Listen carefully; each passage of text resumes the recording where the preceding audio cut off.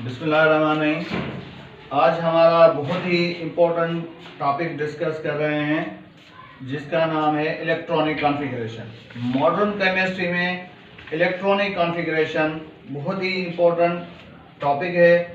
बहुत सारे स्टूडेंट्स को इलेक्ट्रॉनिक कॉन्फ़िगरेशन में प्रॉब्लम्स होती हैं, इसलिए उसको सिंपल करके बता देते हैं कि इलेक्ट्रॉनिक कॉन्फ़िगरेशन है क्या। इलेक्ट्रॉनिक कॉन्फ़िगरेशन का मतलब ये होता है कि हमें एनर्जी लेवल्स को उसके तरतीब के हिसाब से रखना है कि इसके लिए एक रूल है हमारे पास जिसका नाम है अबोव प्रिंसिपल। अबोव एक जर्मन वर्ड है जिसका मतलब है बिल्डिंग अप।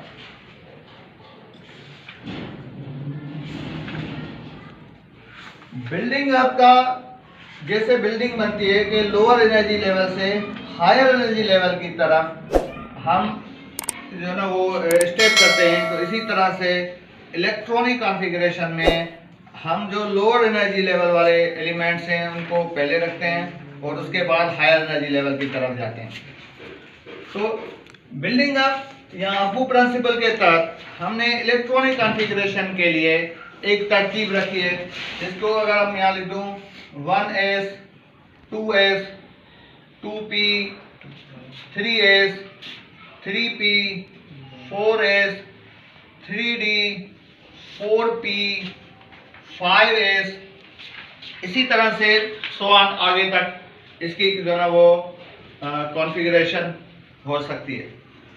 तो अगर हम पहले जो एलिमेंट्स हैं पीरियोडिक टेबल में, तो उनको किस तरतीब के साथ किस सीक्वेंस में रख रहे हैं।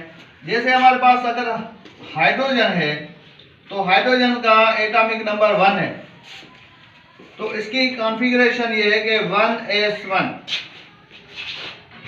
एक और बात बताना चाहूँ कि हमारे पास जो एनर्जी लेवल्स हैं S, P, D और F, तो S पर मैक्सिमम हम 2 इलेक्ट्रॉन रख सकते हैं, मतलब इससे ज्यादा नहीं रख सकते, मैक्सिमम 2 तक जा सकते हैं, 1 या 2 दो हो सकते हैं। इसी तरह से हमारे पास p ऑर्बिटल पर 6 से मैक्सिमम 6 इलेक्ट्रॉन रख सकते हैं, 1 2 3 4 5 6 हो सकते हैं, लेकिन इससे ज्यादा नहीं हो सकते। इसी तरह से d पर 10 और f पर 14।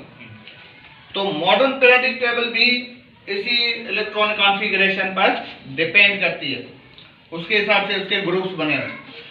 तो इसी तरह से हमारे पास हीलियम, तो हीलियम के लिए हमारे पास एटॉमिक नंबर 2 आ रहा है और इसका 1s2। तो अगर इनका हम बॉक्स बना दें इलेक्ट्रॉनिक के हवाले से, तो जहाँ अकॉर्डिंग टू जो ना वो हंस रूल के इसका जो है वो इलेक्ट्रॉन की इस तरह से एक इलेक्ट्रॉन इसके शेल में आ रहा है, यहाँ एक बॉक्स में आ रहा है। इसी तरह से यहाँ पर अगर हम 2s की बात करें तो इसका ये इलेक्ट्रॉन का एक पेयर बन रहा है। इसी तरह से हमारे पास आ जाता है लिथियम, तो लिथियम के 3 इलेक्ट्रॉन होते हैं, तो अब 1s2 2 कंप्लीट हो गया और दूसरे शेल में 2s1।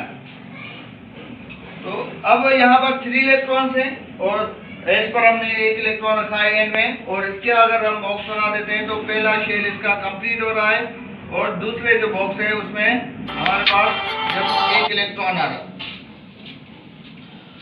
लिथियम के बाद अगर बात कर रहे हैं बेरिलियम की, तो बेरिलियम के पास 4 इलेक्ट्रॉन्स होते हैं और 4 इलेक्ट्रॉन अगर इसको तो 1s2 2s2, तो इसके अगर बॉक्स बना रहे हैं तो पहले में हमारे पास पेयरिंग है और दूसरे में भी पेयरिंग है। तो अगर इसको डीजेनरेट ऑर्बिट कर रहे हैं, तो अगर हमारे पास इसको बोरॉन के पास 5 है तो 1s2 2s2 और 2p1 आ रहा है। तो अगर अकॉर्डिंग टू हंस रूल इसकी जो कॉन्फ़िगरेशन है वो इस तरह से है कि हमने इसमें पहले को कंप्लीट करना है, दूसरे में जो ना एस में 1 रखना है, और अब यहाँ पर आ रहा है p ऑर्बिट शुरू हो रहा है। तो p ऑर्बिट के 3 जो ना वो डीजेनरेट ऑर्बिट बनते हैं, इसको बोलते हैं 2px 2py और 2pz। तो अब 2px या ये इसका जो 2s आ रहा है, तो ये लोअर एनर्जी है, 2px उससे हायर एनर्जी है, 2py और 2pz। तो लोअर एनर्जी को हम पहले फिल करेंगे और उसके बाद हम हायर एनर्जीज को फिल करेंगे। तो उसके बाद हमारे पास आ रहा है कार्बन, तो 1s2 2s2 2p2। तो इसका मतलब ये हुआ कि अगर इनके हम बॉक्स बना देते हैं तो इन बॉक्स में हमारे पास जो ना वो इलेक्ट्रॉन्स की पोजीशन इस तरह से आ रही है कि p जो ऑर्बिट के 3 सब एनर्जी लेवल आ रहे हैं या डी जनरेट ऑर्बिट आ रहे हैं, तो इसका px को फिल कर रहा है।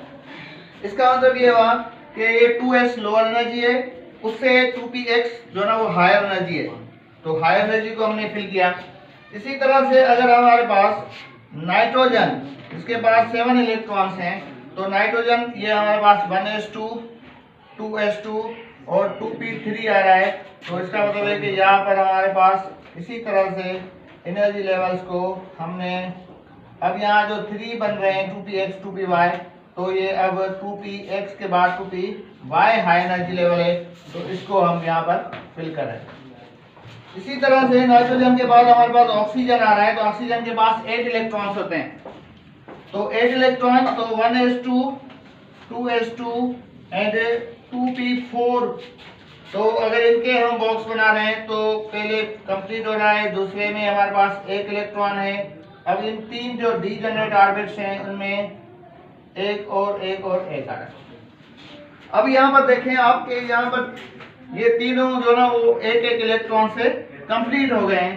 तो अब क्या करेंगे हम कि जब फ्लोरीन के पास आएंगे तो फ्लोरीन के 9 होते हैं, तो 1s2 2s2 2p5 आ रहा है। अब इनके अगर बॉक्स बना रहे हैं तो ये हमारे पास एस कंप्लीट है, पहला शेल, दूसरे का हमारे पास एस है, और यहाँ पर ये 1 2 और 3। अब ये जो नेक्स्ट एनर्जी लेवल आ रही है तो हम लोअर एनर्जी को फिल करेंगे। तो इसमें लोअर एनर्जी कौन सी है, यहाँ पर एस, ये जो है ना वो lower energy according to occupancy है, तो इसको पहले लोअर एनर्जी को फिल करें। इसी तरह से अगर हमारे पास जैसे जैसे हमारे पास अगर इसके एक्सेस एक्स्ट्रा आ रहा है तो इसके बाद नियॉन आ रहा है, तो इसके 1s2 2s2 और ये भी कंप्लीट हो रहा है यहाँ पर, तो टोटल हो रहे हैं 2 4 6 7 8, तो यहाँ पर 5 6 7 और 8 9, तो 9 आ रहे हैं, तो एक यहाँ पर भी फिल हो रहा है। इसी तरह से 1s2 2s2 2p6 आ रहा है। इसका मतलब है कि अब जो है इसकी 2px की जो है वो कंप्लीट हो रही है। हमारे पास पहला शेल कंप्लीट हो रहा है, दूसरे शेल में भी 2 हो रहे हैं, और डी जनरेट ऑर्बिट जो हमारा पे 2px 2py, अब तीनों जो है ना वो हमारे पास कंप्लीट हो रहे हैं। तो इसका मतलब ये हुआ कि डी जनरेट ऑर्बिट को हमने कंप्लीट किया, लोअर एनर्जी को हमने पहले रखा है और हायर एनर्जी को उसके बाद रखा है।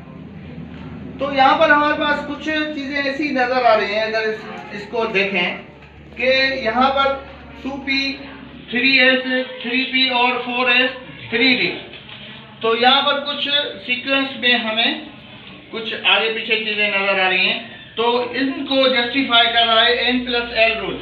तो इंशाल्लाह नेक्स्ट लेक्चर में हम n+l रूल को डिस्क्राइब करेंगे।